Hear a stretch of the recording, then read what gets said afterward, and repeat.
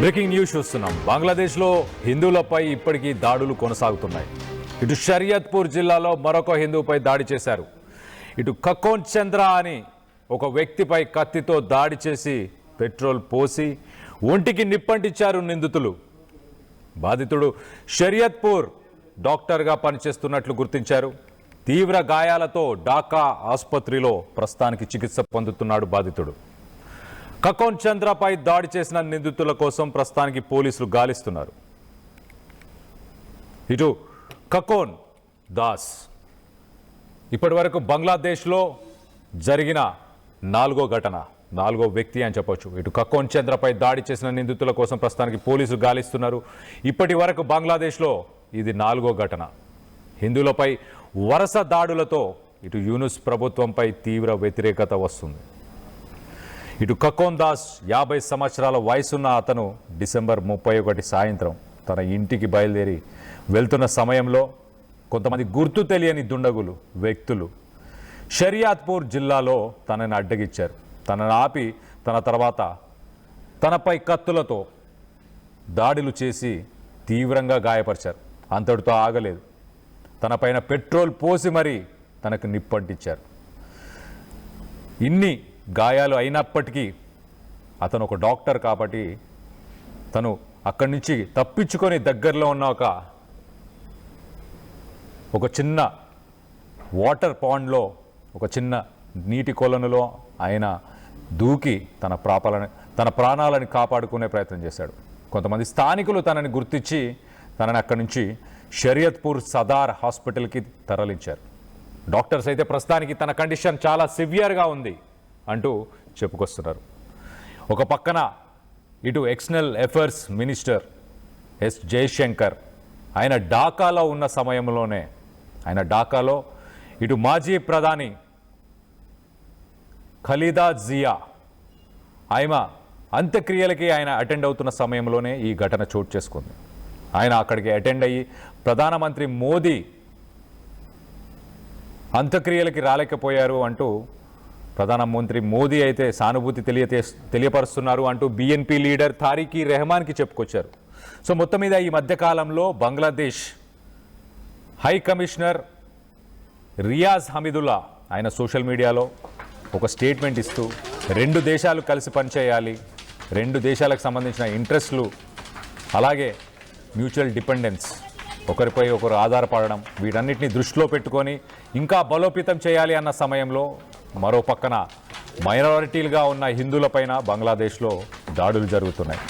ఇటు షరీఫ్ ఉస్మాన్ హాదీ చనిపోయిన తర్వాత ఇలా ఎన్నో దాడులు హిందువులకు సంబంధించిన ఇళ్ళని, హిందువులకు సంబంధించిన షాపులని, హిందువులకు సంబంధించిన బిజినెస్లు ఇలా ఎవరిని అయినా హిందువులనే టార్గెట్ చేసుకుంటూ మైమేన్ సింగ్ అనే ఒక జిల్లాలో ఎక్కువ చోటు చేసుకుంటున్నాయి. మైమేన్ సింగ్లో ఒక 2-3 రోజుల కిందనే ఇటు దీపు చంద్ర దాస్ ఆయనని చావగొట్టారు ఒక గుర్తు తెలియని దుండగులు. సో మొత్తం మీద ఇటు హిందువులనే టార్గెట్ చేస్తున్నారు ఈ మధ్యకాలంలో బంగ్లాదేశ్కి సంబంధించిన దుండగులు. వ్యతిరేకత ఇటు భారత ప్రభుత్వం మీద అలాగే హిందూ మతానికి సంబంధించి వ్యతిరేకతని ప్రదర్శిస్తున్నారు. వీటన్నిటినీ ఏదైతే ఒక మిస్ఇన్ఫర్మేషన్ స్ప్రెడ్ అవుతుందో బంగ్లాదేశ్లో ఇటు ఇండియా రాజకీయంగా వాళ్ళని మభ్యపెడుతుంది, వాళ్ళ ప్రభుత్వాన్ని కలగజేసుకుంటుంది అన్న ఉద్దేశంతోనే ఏదైతే ఒక మిస్ఇన్ఫర్మేషన్ స్ప్రెడ్ అవుతుందో వాటన్నిటికీ ఎండ్ కార్డ్ పడాలి. ఆ మిస్ఇన్ఫర్మేషన్ స్ప్రెడ్ అవ్వకుండా చూసుకునే బాధ్యత బంగ్లాదేశ్ ప్రభుత్వం తీసుకోవాలి అంటూ ఇటు Bharat external affairs minister Jaishankar చెప్పుకొచ్చారు. ఇటు బంగ్లాదేశ్ కమిషనర్ని కూడా హై కమిషనర్ని కూడా ఆయనను పిలిపించి మరీ మాట్లాడారు. అయినా కూడా దాడులు మాత్రం కొనసాగుతున్నాయి. హిందువులపైన వరుసగా దాడులు మరి యూనుస్ ప్రభుత్వంపై తీవ్ర వ్యతిరేకతను తీసుకొస్తున్నాయి. ఇంటర్నేషనల్ ప్రెషర్ కూడా ఉంది. దీనికి సంబంధించి మీరేమనుకుంటున్నారు? ఇటు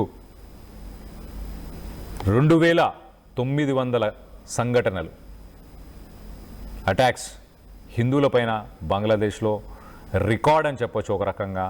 ఈ ఇంటరిమ్ గవర్నమెంట్ వచ్చిన తర్వాత 2900 ఇన్సిడెంట్స్ మనం విజువల్స్లో చూస్తున్నాం. ఇళ్లని కాల్ చేస్తున్నారు, అక్కడ ఉన్న షాపులను కాల్ చేస్తున్నారు.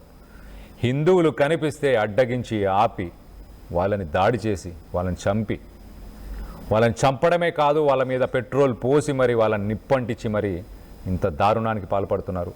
ఈ వ్యతిరేకత ప్రభుత్వం మీద ఎందుకు లేదు? వాళ్ళ ఆర్థిక పరిస్థితుల మీద వీటన్నిటి మీద ఆలోచించట్లేదు బంగ్లాదేశ్లో ఉన్న ప్రజలు.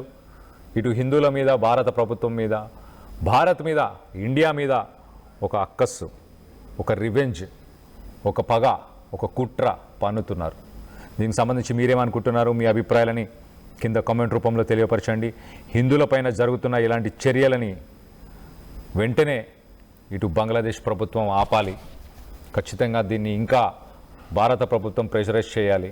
ఒక్కసారి ఎలాంటి మారణ హోమం జరుగుతుందనేది ఆ విజువల్స్లో చూసే ప్రయత్నం చేద్దాం.